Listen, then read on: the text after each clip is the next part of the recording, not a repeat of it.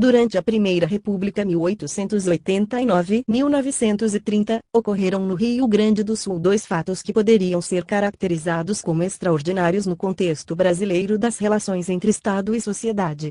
Foram eles a atitude do governo do Estado face às demandas dos trabalhadores grevistas em 1917 e a sua atitude e seus motivos para a encampação da CIA estrangeira que produzia os serviços de transportes ferroviários no Estado, em 190/2010.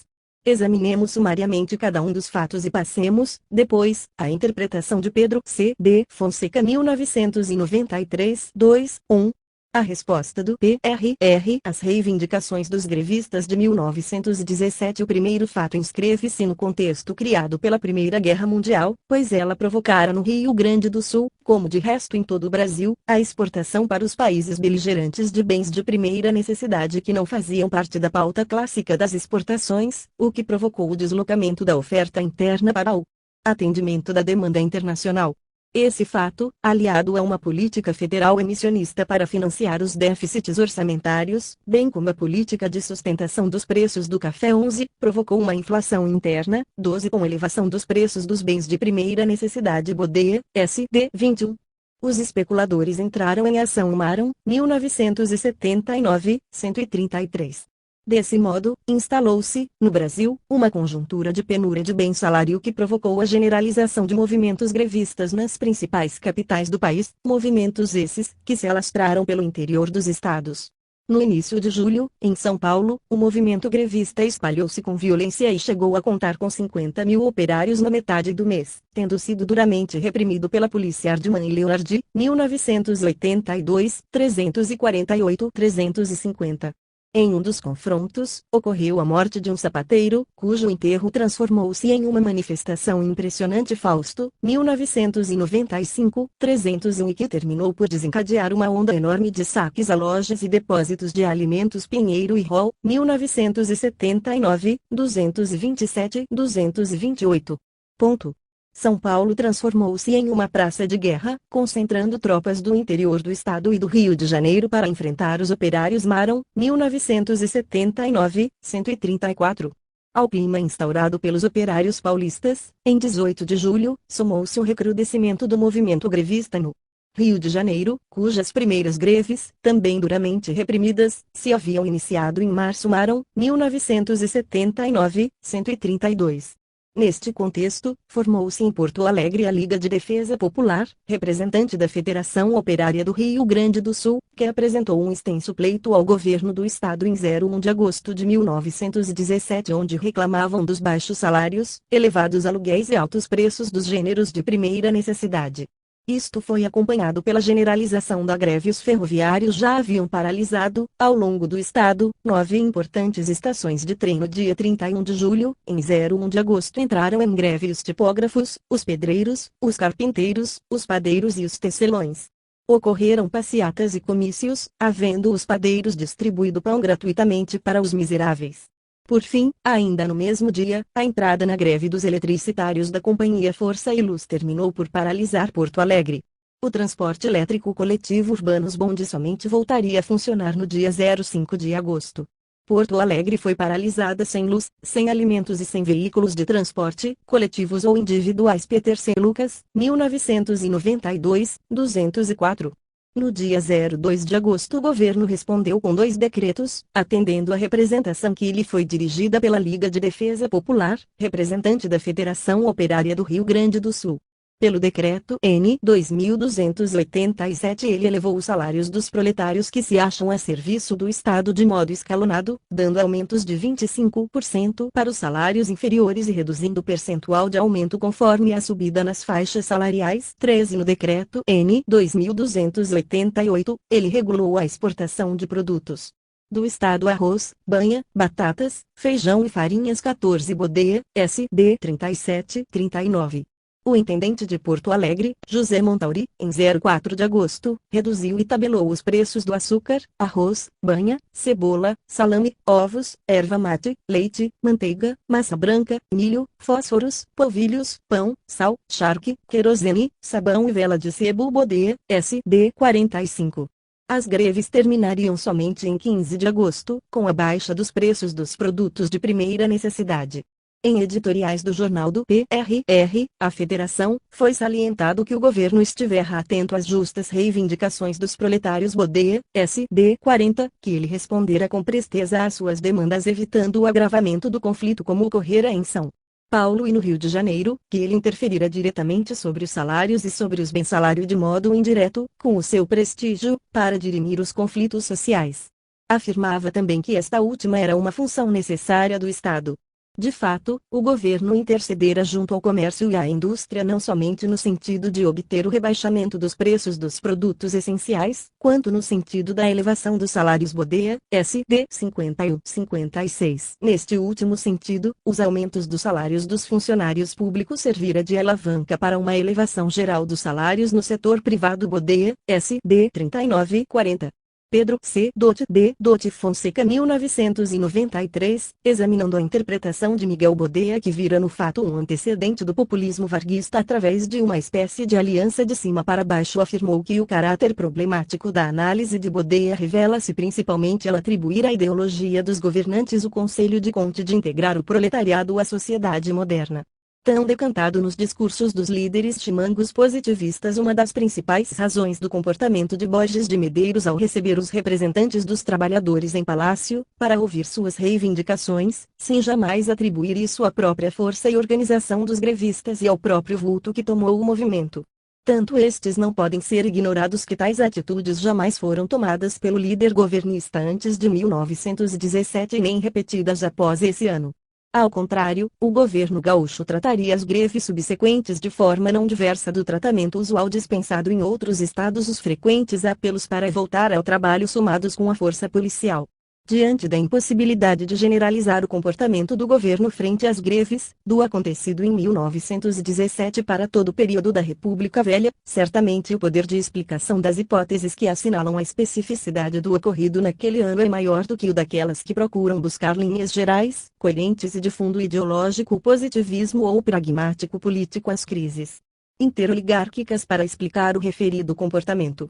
Por isso prefiro entender as atitudes do governo gaúcho em 1917 como algo episódico, resultado de um conjunto de fatores circunstanciais, não passível de generalização e sem razões mais profundas que possam detectar o aparecimento de algo novo, duradouro nas relações entre as classes dirigentes e o movimento emergente dos trabalhadores. Fonseca, 1993, 411-412. E mais. Assim, parece bastante duvidoso que os conflitos do PRR, seja com os maragatos oligarquia tradicional, latifundiária e pecuarista locais, seja com as oligarquias dos estados centrais, tenham ensejado uma busca de apoio nos de baixo por parte do PRR para ampliar sua correlação de forças. Ao contrário, do ponto de vista lógico, é perfeitamente concebível a hipótese oposta frente aos movimentos populares e urbanos. O governo tendeu a agir, via de regra, representando os interesses mais gerais e definidores das classes dominantes, e daí legitimando-se frente às oposições políticas locais ou nacionais. Assim, os acontecimentos relativos à greve de 1917 e à encampação da VFRGS devem ser interpretados dentro da sua excepcionalidade. Deles não se deve inferir um comportamento generalizante para todo o período, com o risco de se ignorarem outros, tão importantes quanto estes, mas muito mais frequentes no período. Fonseca, 1993, 413-414. É bem verdade que era muito cedo para ver populismo, é isso que, de fato, está encoberto com o uso da aliança para baixo-nação do governo gaúcho, pelo simples fato de que faltava uma sociedade de massas e urbana para constituir um dos termos da pretendida aliança. Esta crítica de Fonseca é absolutamente pertinente, pois teria havido anacronismo na interpretação de Bodeia.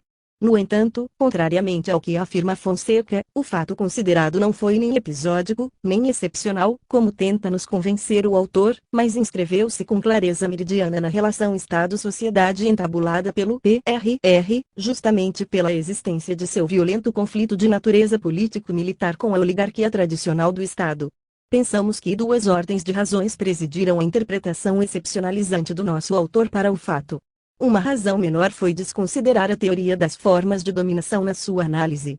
A razão maior e mais abrangente é a necessidade de apagar as diferenças, de negar as especificidades duráveis e profundas das experiências sociais do Sul. E, com isso, desvalorizá-las, tornar tudo pardo e indiferenciado em relação ao resto do país. Assim, os fatos de difícil compreensão são enquadrados como meramente insólitos. O comportamento de Fonseca exprime uma espécie de projeto nacionalizante que visa o nacional através do apagamento das diferenças regionais.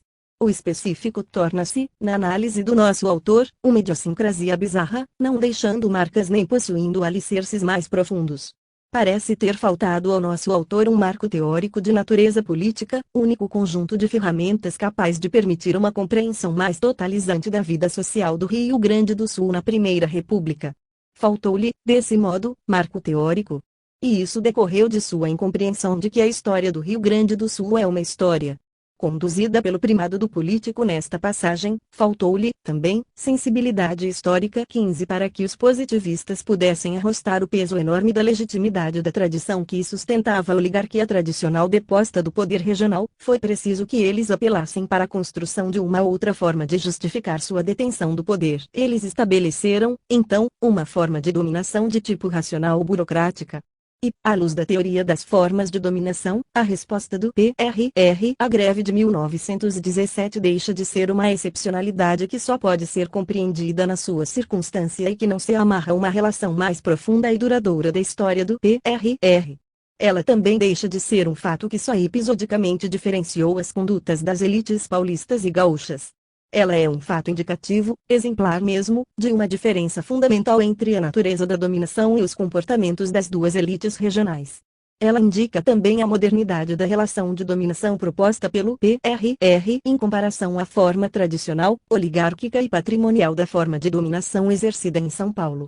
A conduta diversa da elite política gaúcha face à greve geral de 1917 é perfeitamente compreensível dentro da necessidade de justificar sua dominação, mostrando-se competente e legítimo na gestão da sociedade em um momento particularmente crítico.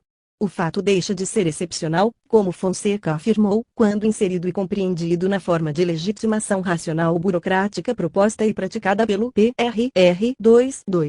A encampação da viação férrea do Rio Grande do Sul. O segundo fato envolve a utilização da malha ferroviária do Rio Grande do Sul. Viação férrea do Rio Grande do Sul, VFRGS, arrendada em 1905 pelo governo federal à Companhia Auxiliar des Chemins de Fer Brasil capital belga cujo controle acionário da VFRGS passara para o grupo americano Brasil Railway Co. de Percival Farquhar em 1910 dias, 1981, 210, 218.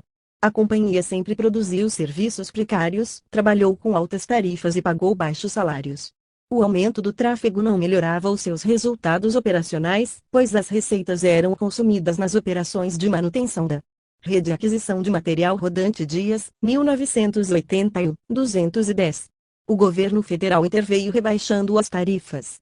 A guerra aumentou as dificuldades para a importação de material de reposição e equipamentos dias, 1981, 222. Tais dificuldades foram agravadas pela precária situação financeira das empresas acelerando, desse modo, a decadência internacional do grupo Farquhar. Em 1917 as greves operárias vieram agravar a situação da empresa Dias, 1981, 226. Em 1919 o balanço apresentou déficit. Tanto a Associação Comercial de Porto Alegre quanto os ferroviários pressionaram por medidas severas do governo face à companhia. Em junho de 1920 ela foi retomada pelo governo federal e em julho passada para o controle do governo estadual Dias, 1981, 227, 228. O núcleo da argumentação de Fonseca contra a interpretação de Bodeia para este fato não é muito diferente do utilizado para o episódio da greve de 1917, se não vejamos mais a encampação da VFRGS, fato episódico e só realizado após várias negociações com as empresas estrangeiras visando soluções alternativas menos drásticas e que, de resto, se mostraram infrutíferas. Tornou-se, o prenúncio do nacionalismo trabalhista, se há uma semelhança entre esse nacionalismo episódico de Borges de Medeiros e o de Vargas após 1930, e com todas as qualificações históricas que se fazem necessárias, esta deveria dar-se em razão oposta à pretendida pela literatura. Nem o líder Chimango nem Vargas eram hostis ao capital estrangeiro. E o nacionalismo do último sempre conviveu, a não ser nos anos finais de seu último governo 1951 DAC 54, com apelos recorrentes à presença do capital estrangeiro para ajudar no desenvolvimento econômico do país. Fonseca, 1993, 412-413. Neste segundo caso, e em primeiro lugar, Fonseca volta a considerar o fato como episódico, o que não nos parece ser o caso pelos mesmos argumentos já utilizados para contra-argumentar sua interpretação do fato anterior. Em segundo lugar, em um certo sentido, nenhum dos nossos dois autores possui razão nas respectivas interpretações, pelo fato maior de que não é verdade que comportamentos anti-imperialistas esgotem a ideologia nacionalista. 16. Não se pode ter dúvida alguma de que a elite política do PRR era nacionalista no melhor de seus sentidos, o de responsabilidade política e social face à sociedade submetida a sua dominação e de implementadora de um projeto de natureza nacional de uma pequena pátria, no querer de A. Conte 17. Acreditamos que o projeto do PRR de atingir a autossuficiência econômica do Rio Grande do Sul, por equivocado que pudesse nos parecer face à futura integração do mercado nacional, foi uma proposta de desenvolvimento do mercado interno da região e foi, por parte da elite que o concebeu, um projeto nacionalizante no sentido de tornar a população abastecimento, renda, emprego menos vulnerável às oscilações dos mercados localizados fora do território do Rio Grande do Sul. 18. A elite gaúcha atentou para a sua responsabilidade face ao bem-estar e ao desenvolvimento social e econômico da população sob seu domínio. 19. E ela não podia fazer de outro modo, pois era acossada pela oposição armada da oligarquia tradicional do Estado. Ela relacionou-se também com estratos sociais intermediários do campo e da cidade e apoiou-se, dentro e fora do Rio Grande do Sul, no desenvolvimento do mercado interno. Esta elite gaúcha desenvolveu um comportamento anti-internacionalizante, de tal modo que todas as medidas federais de política econômica, política de valorização do café, política monetária e inflacionária, política internacional de endividamento público que privilegiavam os negócios do café foram sempre acidamente criticadas por ela. Duplamente porque privilegiavam somente um setor da atividade econômica, questão, para eles, de doutrina, pois a intervenção perdia, com isso, a neutralidade, porque danificavam o tecido social da nação, questão de responsabilidade política face à população, diríamos nós. Foi também por este tipo de nacionalismo do PRR, escola política onde formou-se Getúlio Vargas, que a brasilidade deste homem nascido na única e verdadeira fronteira política do Brasil pode ser tão incompreendida pelas elites de outras regiões do Brasil. Love, 1975, 274. Para encerrar, uma palavra final sobre a tentativa de Fonseca de banalizar os fatos que estiveram em pauta e descartar-se deles. No contexto brasileiro da época, é a própria natureza insólita dos fatos que deveria levá-lo a pensar que algo de extraordinário no sentido positivo estava a passar-se no Rio Grande do Sul. Imaginar, pelo menos, que se estes fatos se haviam produzido aqui, e não lá, eles poderiam ser indicadores de que estava em andamento uma novidade na história das relações Estado-sociedade deste Brasil. E mais, que a elite que cometeu esses atos possuía, seguramente, um comportamento diverso daquelas que não os cometeram. Estes fatos teriam sido impensáveis em São Paulo ou no Rio de Janeiro, pois, aí, a dominação era tradicional, e sua ocorrência no Rio Grande do Sul serve, pelo menos preuve par la faute, para indicar que as coisas estavam sendo muito diversas no Sul. Neste sentido, Miguel Bodeia pode ter lançado mão de ferramentas analíticas inadequadas, mas sobrou-lhe intuição histórica.